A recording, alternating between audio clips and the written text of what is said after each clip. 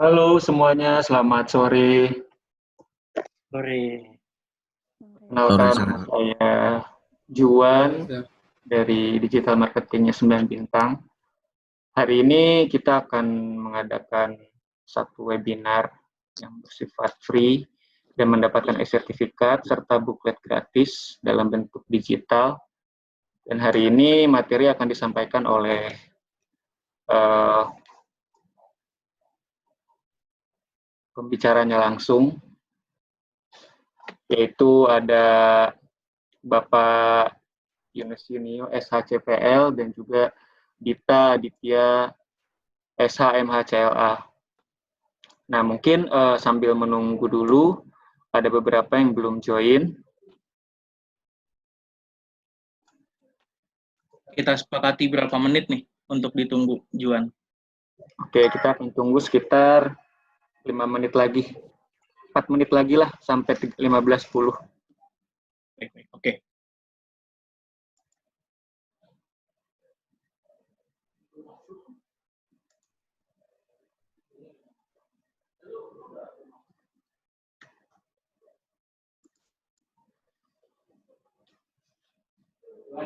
Iya?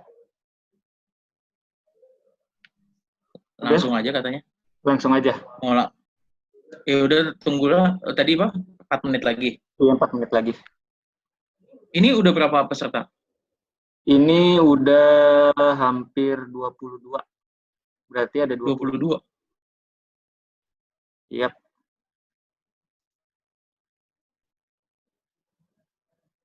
Oke.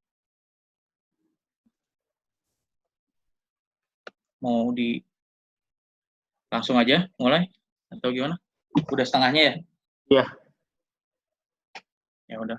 Oke, mungkin yang lain sambil menunggu kita langsung mulai aja hari ini, yaitu pembahasannya adalah tentang penyusunan konsep legal opini ya. Jadi materi pertama, sesi pertama akan disampaikan oleh Bapak Yunio SH CPL, nanti dilanjutkan oleh Bapak Dita Ditya SHMH CLA. Oke, kepada Bapak Nio, saya persilahkan untuk menyampaikan materinya. Baik. Assalamualaikum warahmatullahi wabarakatuh. Salam sejahtera bagi kita semua. Semoga semua rekan-rekan, saudara-saudara, sahabat-sahabat dalam keadaan sehat walafiat dan tetap bersemangat untuk menjalani aktivitas di sore hari ini. Baik, perkenalkan nama saya Muhammad Yunus Yunio, salah satu founder dari Kantor Hukum 9 Bintang. Pada sore hari ini, kita akan sedikit mengulas atau membahas mengenai bagaimana cara penyusunan legal opini untuk berbagai hal, tentunya tergantung daripada teman-teman ingin mempertahankan suatu argumen atau membantah suatu argumentasi yang ada gitu ya. Baik, langsung masuk ke materi.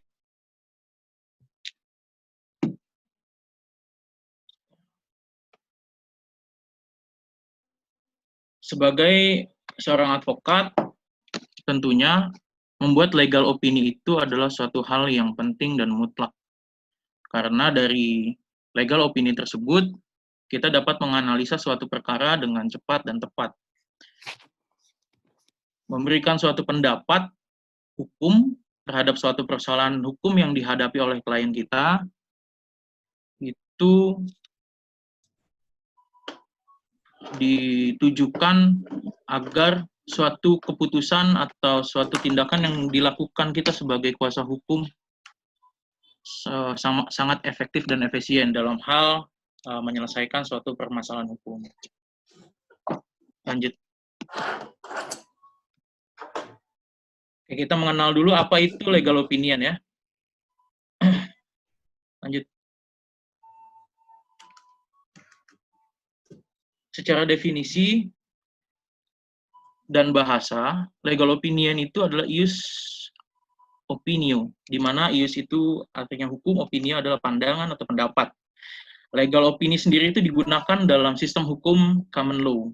Sedangkan dalam Eropa kontinental atau dalam civil law itu menggunakan istilah legal critics. Oke, lanjut.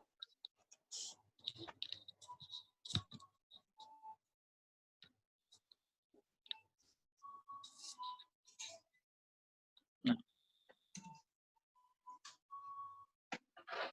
fungsi sebuah legal opinion dalam praktik ya. Pendapat hukum ini dibuat untuk keperluan pengajuan litigasi atau gugatan di muka pengadilan. Dengan didasarkan pada memorandum atau opinion tersebut, maka disusunlah suatu gugatan yang didaftarkan tersebut. Keuntungannya bagi klien adalah memungkinkan klien kita agar posisinya dalam suatu sengketa hukum ini ada dalam posisi yang menguntungkan atau baik ya. Karena tentunya ketika dalam suatu sengketa ada hak-hak, ada kepentingan hukum yang harus diperjuangkan oleh kita sebagai kuasa hukum. Kemudian untuk keperluan di luar daripada litigasi juga dapat digunakan untuk non litigasi. Selain itu itunya ada kecoa. Iya. Udah dibuang. Belum. Masih hidup kecoanya. Masih hidup Juan. Oh lari. Masih di situ berarti. Bisa di mute mungkin ya supaya nggak bagi pendengar supaya nggak hilang fokus. Oke, terima kasih. Kemudian legal opini juga diminta untuk memenuhi persyaratan pendaftaran emisi efek di pasar modal Indonesia yang mengharuskan emiten untuk melampirkan suatu legal opinion dan untuk kepentingan bisnis yang lain. Secara lebih lengkapnya nanti dibahas di akhir oleh Saudara Adit. Kemudian tujuan dibuatnya legal opinion untuk memberikan pendapat hukum atas suatu persoalan hukum yang sedang dihadapi oleh klien agar didapat suatu keputusan atau tindakan yang tepat atas persoalan hukum yang sedang dihadapi. Next.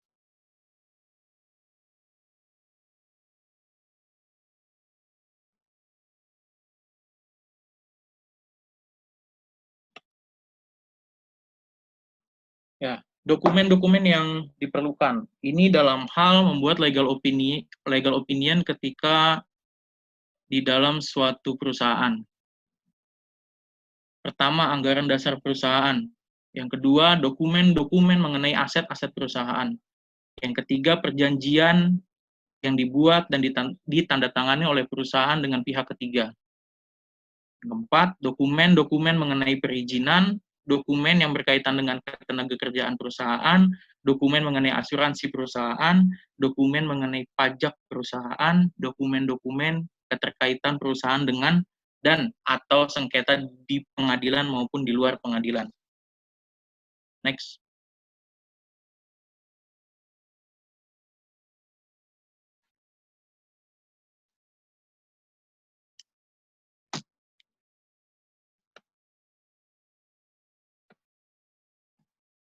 Oke, legal opinion pendapat yang diberikan oleh konsultan hukum terhadap data atau fakta hukum yang telah disampaikan berdasarkan laporan atau temuan dari pemeriksaan hukum atau legal audit.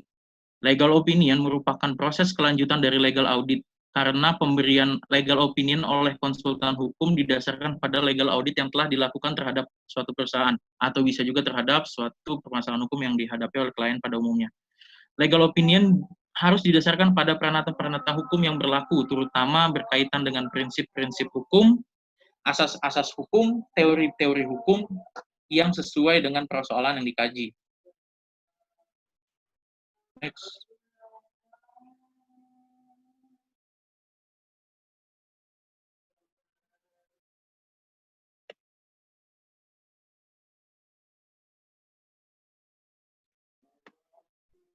Oke, belum kelihatan ya. Di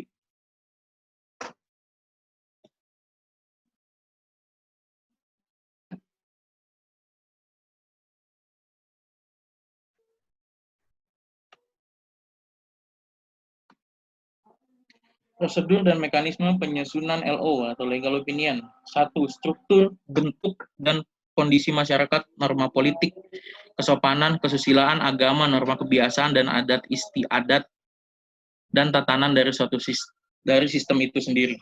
2. Tuntutan nilai-nilai dasar kepastian hukum, termasuk sikap, tindak, dan perilaku dari pemuka masyarakat maupun institusi dan aparaturnya, birokrasi hukum, dan struktur masyarakat. Ketiga, bagaimana cara penafsiran hukum yang perlu diimplementasikan dalam bentuk opini atau public opinion. Dibutuhkan keahlian mencakup normatif, sosiologis, yuridis, filosofis, dan empiris. 4. Pandangan dan pendapat hukum harus berorientasi pada netralitas, realitas persoalan objektif, penyuguhan ringkas padat dan berisikan inti permasalahan, dan jalan keluar dari kebutuhan konflik hukum atau legal konflik tersebut. Lanjut.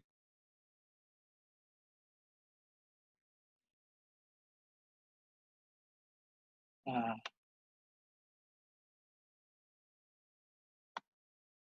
langkah-langkah ya. Pertama, identifikasi fakta hukum. 1. Identifikasi fakta hukum dan bukan fakta hukum. Harus bisa dibedakan antara yang fakta atau bukan fakta hukum. Kedua, fakta hukum menjadi dasar objek yang dianalisis.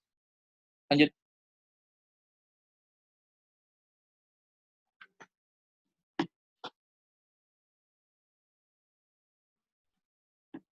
Identifikasi hukum, identifikasi masalah hukum atau legal issue.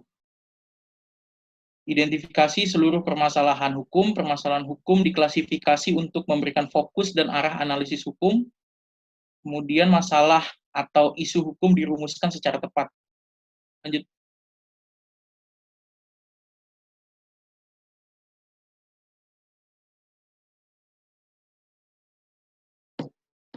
Inventarisasi aturan sebagai dasar hukum analisis. Mengumpulkan aturan-aturan yang diterapkan untuk menganalisis dan pemecahan masalah hukum. Yang kedua, jika ada pertentangan atau ketidaksesuaian antara aturan-aturan yang ada, tentukan aturan yang berlaku berdasarkan prinsip-prinsip hukum. Ini banyak asas nanti yang akan dibahas di sini.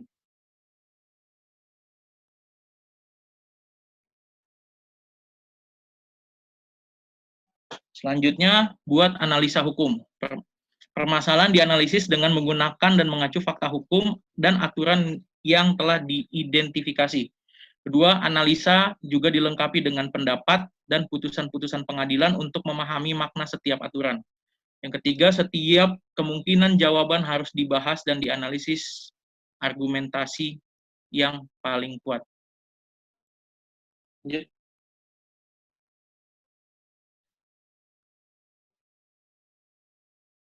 Kesimpulan. Menarik kesimpulan dari analisa yang telah kita lakukan. Kesimpulan harus menjawab pertanyaan permasalahan hukum, bertentangan atau tidak, diperbolehkan atau tidak, berdasar hukum atau tidak. Kemudian memberikan kesimpulan tentang posisi klien. Yang keempat, rumuskan sejumlah rekomendasi yang harus dilakukan oleh klien. Yang kelima, rumuskan rekomendasi strategi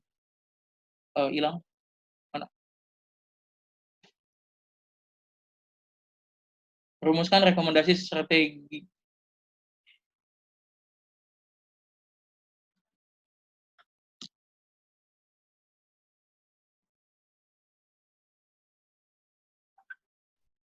balik dulu Juan, kelewat.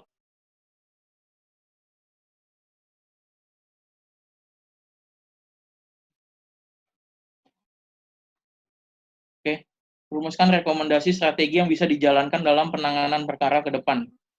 Harus dihindari memberikan janji-janji, itu masuk dalam kode etik. Oke, lanjut. Habis ini kita ada waktu 10 menit lagi dan akan lanjut langsung ke case. yang akan dibahas oleh Bapak Dita Aditya. Dan terima kasih untuk Pak Nio telah menyampaikan secara pemaparan teoretikalnya. Setelah ini kita akan ada case atau implementasi dari apa yang tadi Pak Nio sampaikan langsung oleh Bapak Adit. Nah, mungkin apabila waktunya nanti sudah ke shutdown dalam hitungan 30 menit, maka nanti kita akan coba menyambungkan kembali dengan undangan terbaru di grup yang sudah disediakan.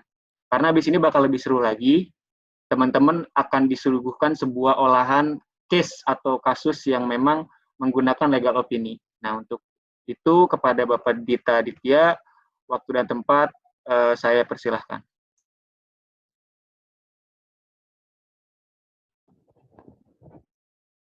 Oke, baik. Terima kasih teman-teman semua, saudara-saudara saya semua. Assalamualaikum warahmatullahi wabarakatuh. Sebelumnya saya minta maaf karena memang ini baru saja baru dari luar kota sehingga saya masih kaosan dan masih berkeringat. Saya memang karena teman-teman ini kalau ngasih info selalu mendadak, sehingga apa yang coba saya tampilkan tapi tidak mengurangi semangat saya untuk tetap saling berbagi ilmu dengan teman-teman, dan saya pun berharap dari teman-teman ada yang membagi ilmu juga kepada kita karena memang kita masih sama-sama saling belajar. Jadi pada intinya dari teori dan apa yang telah dijabarkan oleh sahabat saya Pak Yunio di Bogor, kebetulan saya sekarang masih di Surabaya, nanti malam baru saya berangkat ke Bogor. Nah, dari apa yang tadi disampaikan oleh Bapak Yunio bahwa dari segitu banyak teori, sebetulnya apa yang pengen kita implementasikan terhadap dunia praktek kita, terutama karena kami dalam konteks advokat, sehingga dalam dunia advokat itu bagaimana sih legal opinion itu disusun, dan bagaimana legal opinion itu bisa memberikan suatu saran yang memang baik bagi klien kita. Jadi ini saya pernah ada pada tahun 2020 kemarin, pada awal bulan April saya pernah mendapatkan suatu kasus dari suatu perbankan di mana ada suatu perjanjian kredit yang memang perjanjian kredit itu terikat pada suatu perusahaan di mana perusahaan itu mengganti direksi atau dewan komisarisnya, mengganti salah satu direksinya sehingga dia diduga melanggar negatif covenant. Apa itu negatif covenant? Nanti kita bahas. Nah, pertama ini saya hanya menjelaskan secara strukturnya saja, nanti teman-teman bisa di-share ya Bapak moderator bahwa materi kita ini bisa di-share kepada teman-teman supaya teman-teman juga tidak perlu harus banyak mencatat. Dalam pembuatan draft legal opini atau saya biasa berbicara LO, bahwa saya membagi menjadi 3 bagian. Pertama ada yang namanya bagian kepala. Saya pakai bahasa paling umum sekali, bagian kepala. Apa itu bagian kepala? Ini salah satu contohnya bahwa dalam bagian kepala, seperti biasa ini formalitas saja karena ada kop surat, tanggal, karena memang ini akan kita kirimkan kepada klien kita. Dan di sini kita memberitahukan terlebih dahulu bahwa apa sih maksud dan tujuan dari legal opini kita. Pertama, maksud dan tujuan legal opini kita itu adalah karena untuk memenuhi permintaan klien kita. Klien kita itu siapa? Dalam hal kasus ini, klien saya adalah perbankan. Sehingga saya katakan PT Bank saya sesuai surat yang telah diajukan oleh klien saya perihal tersebut dan disampaikan. Nah, seperti itu. Nah, pertama kita jangan lupa dalam membuat legal opini kita harus menyampaikan latar belakang. Nah, sehingga walaupun kalian kita sudah tahu betul apa itu kasusnya, tapi kita harus mengulang kembali, kita harus merefresh kembali apa itu latar belakang. Nah, latar belakang ini kita harus ceritakan mulai dari awal. Kita harus ceritakan bahwa kenapa sih latar belakang ini, kenapa sih permasalahan itu dimintakan legal opini kepada kita. Pertama bahwa dalam kasus saya ini bahwa ini saya menceritakan bahwa ada yang namanya PT Bank, dia mendapatkan kredit 200 miliar dan yang B mendapatkan kredit 660 miliar. Nah, di sini saya awali dan ini merupakan bagian dari kepala, di situ ada note saya, nanti mungkin bisa dibaca. Nah, lalu selanjutnya kita masuk ke nomor 2 dan seterusnya itu masih tetap latar belakang. Teman-teman bisa merinci secara jelas apa sih latar belakang dari suatu permasalahan itu. Mulai dari cashless-nya yang memang paling paling mendasar, dan mungkin kasus-kasus lainnya yang memang itu menyentuh sangat sensitif sehingga hampir menyamai suatu kesimpulan seperti poin 8. Nah, di dalam poin 8 di situ sudah hampir menemukan kesimpulan bahwa debitur sebelum kredit dilunasi tidak diperkenankan tanpa persetujuan tertulis dari bank untuk mengubah anggaran dasar dan pengurusan perusahaan. Kalau secara metode, ini memang sudah sesuai. Nah, pertama kita harus buat kepala di mana ada latar belakang. Mungkin next slide-nya. Halaman 2. Halaman selanjutnya. Oke. Nah, di sini teman-teman bisa lihat bahwa setelah kita bicara latar belakang, lalu kita kembalikan bahwa apa sih yang menjadi permintaan klien kita ini. Nah, kalau di poin B saya katakan permintaan bank saya, karena bank saya itu merupakan klien saya. Sehingga saya katakan permintaan bank saya. Kalau misalkan kliennya misalkan PT Indofood, permintaan PT Indofood. Kalau misalkan kliennya PT Jasa Marga, permintaan PT Jasa Marga. Itu sesuai dengan kebutuhan masing-masing. Nah, di sini kita seperti rumusan masalah bahwa apa yang telah kita sampaikan pada latar belakang di atas, maka dapat diberikan kajian hukum tentang. Ini merupakan suatu pertanyaan tanya yang memang pertanyaan yang bersifat yang bersifat menanyakan sesuatu dalam kasus ini memang apa yang dimintakan oleh si klien kita itu. Nah, di sini saya masukkan ada 3 rumusan masalahnya apa saja. Nah, terus masuk sehingga ketika kita tahu perumusan masalahnya apa, kita akan menjawab tidak di luar dari apa yang dimintakan oleh klien kita. Nah, itu fungsinya permintaan apa yang ditanyakan oleh klien kita ini. Nah, kita tuangkan lagi supaya klien kita juga refresh bahwa oh iya, permintaan kita seperti ini sehingga permintaannya tidak melebar kemana-mana. Oke, selanjutnya di poin C. Nah, di poin C ini ada dokumen-dokumen yang diteliti. Ini juga penting, sangat penting buat teman-teman karena apa? Back. Bapak moderator bisa di back slide yang tadi. Slide sebelumnya.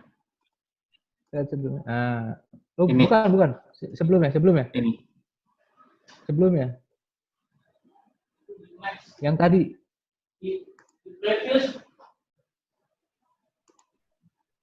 Back. Halaman berapa? Halaman 2. 26 ini. Halaman 2. Back, kembali.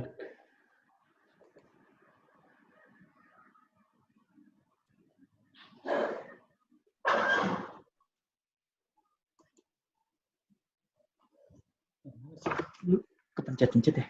Enggak. Balik. Back Ini. Back lagi.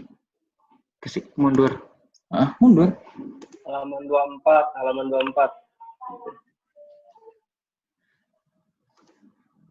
Ini. Yap. Dah,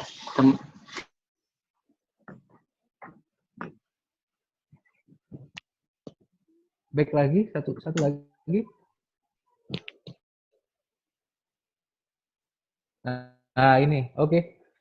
Saya lanjutkan teman-teman semua bahwa dokumen tadi dimulai dari dokumen-dokumen yang kita teliti. Ini perlu kita sampaikan bahwa apa dari permintaan legal opini ini apa aja yang memang sudah kita jadikan dasar bahwa untuk memberikan suatu legal opini ini dasarnya ini apa aja sih. Nah, dengan kita catatkan dokumen-dokumen yang kita teliti, di sini kita tidak boleh lepas satu dasar hukum pun dalam suatu memberikan opini. Nah, karena memang ini nanti sangat bisa merubah opini kita. Nah, di sini saya katakan bahwa adanya surat bank saya nomor bank saya ini merupakan surat permintaan yang disampaikan kepada kita.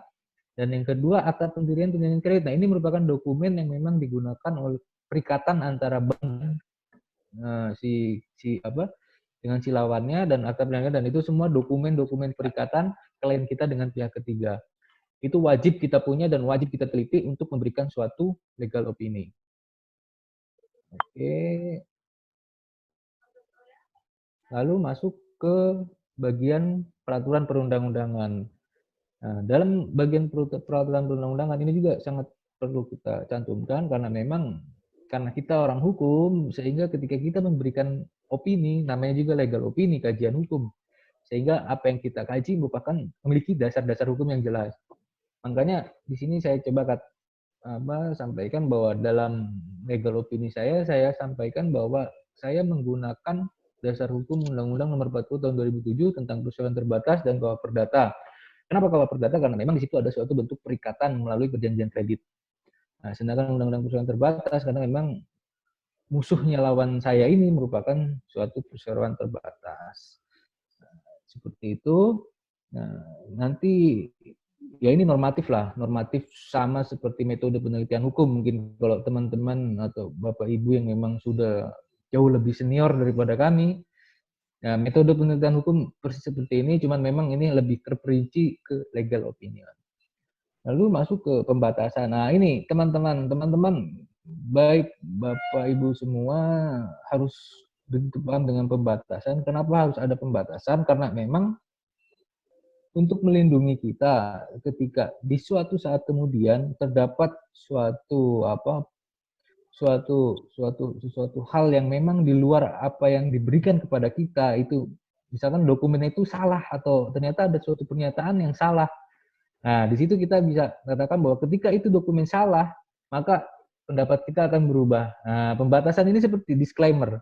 Nah, saya coba katakan saya coba bacakan satu. Contohnya adalah kajian hukum ini diberikan semata-mata berdasarkan hukum dan peraturan perundang-undangan Indonesia dan tidak bisa ditafsirkan selain hukum dan peraturan perundang-undangan tersebut. Nah, sehingga ketika memang ada, misalkan kita bekerja sama dalam konteks internasional, terus kita menggunakan ketentuan yang ada di Singapura, misalkan terkait dengan ekspor impor, nah itu jelas nggak bisa ketika kita bicara dalam konteks legal opini yang saya buat ini, karena memang ini saya gunakan dalam konteks peraturan perundang-undangan yang ada di Indonesia, sehingga tidak bisa ditafsirkan dengan peraturan yang ada di luar.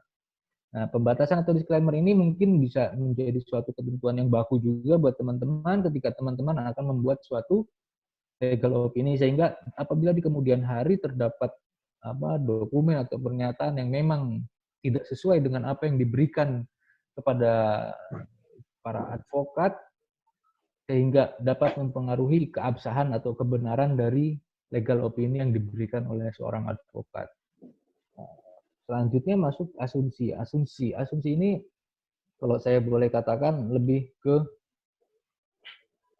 pernyataan keaslian. Kenapa saya katakan pernyataan keaslian? Karena memang dalam asumsi ini kita harus bisa betul-betul memastikan bahwa pejabat yang memberikan dokumen ataupun memohon legal opini kepada kita itu merupakan pejabat yang memang memiliki kewenangan untuk itu. Dan fotokopi, salinan, dan duplikat dalam bentuk format apapun dari suatu dokumen adalah sesuai dengan aslinya. Nah, ini yang saya tadi katakan. Sehingga ketika di kemudian hari pendapat ini sudah kita berikan, dan pendapat kita ini sudah dijalankan oleh klien kita, nah, ternyata ada satu dokumen yang memang di luar kebenaran, maka itu bukan merupakan kesalahan kita. Nah, itu maksudnya asumsi ini. Lalu kita mulai masuk ke bagian badan. Nah, kalau saya pribadi memberikan definisi ini sebagai bagian badan. Bagian apa itu bagian badan? Bagian badan itu merupakan bagian inti, yaitu kajian hukum kita. Nah, kita bicara kajian hukum. Nah, di sini kalau bisa ketika kita memberikan suatu kajian hukum, karena tadi di depan ada 3 rumusan masalah. Nah, oleh karena itu dalam kajian hukum ini kita masing-masing harus bedah. Kalau bisa tidak boleh disatukan. Kenapa? Karena memang ketika kita satu-satu kita bedah, maka itu akan lebih terperinci dan akan lebih memudahkan klien kita dalam menafsirkan legal opini kita. Itu maksudnya.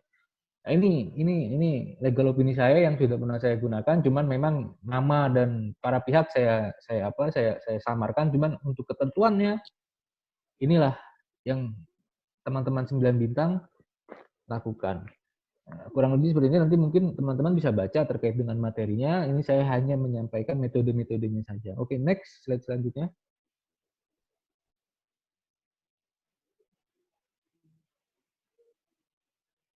Oke.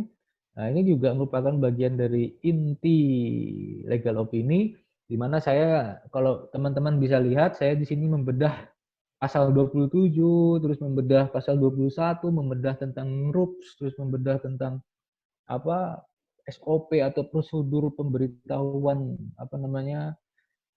rapat umum pemegang saham yang dilakukan oleh salah satu perusahaan dan lain-lain. Nah, mungkin ini bisa dijadikan bisa kita jadikan contoh nanti, atau teman-teman buat belajar lagi, dan saya pun pasti akan jauh lebih belajar lagi. Yang pasti di dalam inti dari permasalahan ini adalah kita harus benar-benar melakukan perincian dan konfrontatif antara permasalahan klien kita dengan ketentuan hukum. Nah, baik itu dari segi filsafat, teori maupun dogma. Nah, sehingga apa yang kita sampaikan kepada klien kita itu memang tidak keluar dari konteks hukum. Karena memang kita kembali lagi, asumsi kita ini adalah merupakan suatu legal opinion, di mana legal opinion itu adalah merupakan opini tentang hukum yang memang didasarkan pada suatu kajian hukum. Oke, ini bagian tengah, teman-teman nanti bisa baca sendiri karena nanti kita share ini. Selanjutnya, next, 26.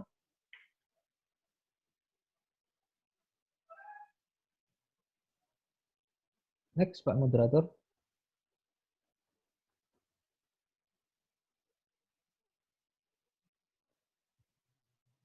Nah, oke.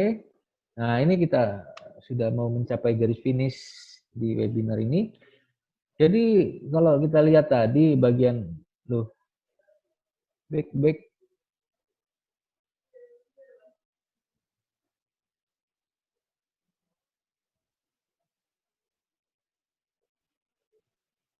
Jadi kalau kita lihat, saya lanjutkan. Jadi kalau kita lihat bahwa dari tengah tadi, ketika kita akan menyentuh garis kesimpulan, masih dalam bagian badannya itu tadi, kita harus memberikan suatu kesimpulan singkat, kesimpulan awal, yang mana itu akan menjadi bentuk penasaran bagi klien kita, bahwa dia bisa ancang-ancang mengetahui terlebih dahulu apa sih kesimpulan kita ini gitu. Nah, kurang lebih seperti itu. Apa sih kesimpulan kita ini sebelum kita membahas secara rinci kesimpulan kita dan apa rekomendasi kita dan bagaimana cara mengantisipasi apabila rekomendasi kita ini misalkan ada suatu keliruan atau cara bahasanya memitigasi lah, bahasa saya memitigasi suatu permasalahan. Nah, di sini teman-teman bisa lihat sudah saya kasih note juga. Nah, masuk kita ke bagian bawah. Kita bicara keputusan yang dapat diambil. Nah, di sini dalam keputusan yang dapat diambil, teman-teman, kalau saya pribadi dalam memberikan suatu saran kepada klien itu selalu memberikan opsional. Nah, dalam artian saran saya ini tidak tunggal. Pasti saran saya ada dua. Seperti apa yang saya buat ini, bahwa saran saya di sini ada dua. Kalau kita bicara normatifnya, bahwa memang kalau kita bicara kasus ya, nah, ini memang suatu perbuatan yang memang melanggar perjanjian kredit di mana terhadap ketentuan atau klausul negatif covenant atau ketentuan yang dilarang. Nah, tapi saya coba menyentuh dalam konteks bisnis. Ketika kita berbicara norma, aturan, itu akan begitu kaku.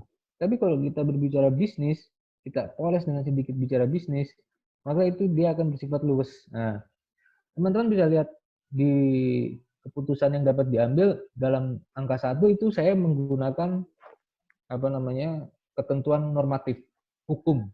Saya menggunakan ketentuan normatif, dan yang kedua saya menggunakan ketentuan bisnis. Nah, saya mempertimbangkan ketentuan bisnis. Cuman dalam ketentuan bisnis tersebut tetap mendasari pada ketentuan hukum yang berlaku. Mungkin bisa dilihat, sehingga kalau saya biasanya memberikan saran itu selalu dua. Nah, setelah saya memberikan saran, ketika memang klien kita menggunakan saran kita, untuk memitigasi saran kita ini dicurangi itu apa? Nah, masuklah di poin 3.2 ini. Di dalam 3.2 ini saya coba masukkan untuk memitigasi ketika saran saya ini dicurangi oleh lawannya klien kita. Nah, ketika pelaksanaannya misalkan tidak sesuai dengan apa yang diharapkan, kita harus bisa mitigasi. Cara mitigasinya apa? Ya ini tadi. Nah, itu dia. Nah, kita ini mungkin kurang lebih secara metode teman-teman bisa pelajari seperti ini, bahwa secara kesimpulan mungkin ada 3 lah. 1 bagian kepala, 2 bagian badan, dan 3 bagian penutup. Nah, mulai dari latar belakang, rumusan masalah, dan lain-lainnya mungkin teman-teman nanti bisa gunakan slide saya ini, contoh kasus saya ini, untuk digunakan sebagai bahan pembelajaran, bahan belajar lah kita, karena saya juga masih belajar. Nah, kurang lebih mungkin seperti itu. Mungkin cukup kalau dari saya. Mohon maaf apabila banyak kekurangan, karena memang saya sekali lagi mohon maaf saya menggunakan kaos karena memang ini tadi sangat mendadak sekali teman-teman mengabarkan, kebetulan saya masih di luar kota. Oke, mungkin cukup sekian dari saya. Mohon maaf apabila terdapat banyak sekali kekurangan. Semoga ke depan kita bisa jauh lebih baik dan menggunakan fasilitas webinar ini akan jauh lebih baik lagi. Terima kasih. Wallahul muwaffiq ila aqwamit thoriq. Wassalamualaikum warahmatullahi wabarakatuh. Saya kembalikan kepada Bapak Moderator. Oke, terima kasih kepada Bapak Adit dan juga Bapak Yunio. Mungkin materinya hanya itu saja hari ini. Kita mungkin akan lanjut ke diskusi, tapi lebih ke di grup yang tadi. Jadi karena tadi kan udah ada satu grup tuh, di situ juga udah ada pembicara, teman-teman bisa langsung konsultasi via chat. Jadi nanti 9 Bintang akan mengadakan live chat dan live konsultasi secara free. Dan buklet ini secara lengkap akan diberikan kepada partisipan yang udah ada di Zoom ini, sudah tercatat dan sudah dimasukkan ke dalam data. Ada dua yang bisa teman-teman dapat. Satu, buklet lengkap dari mulai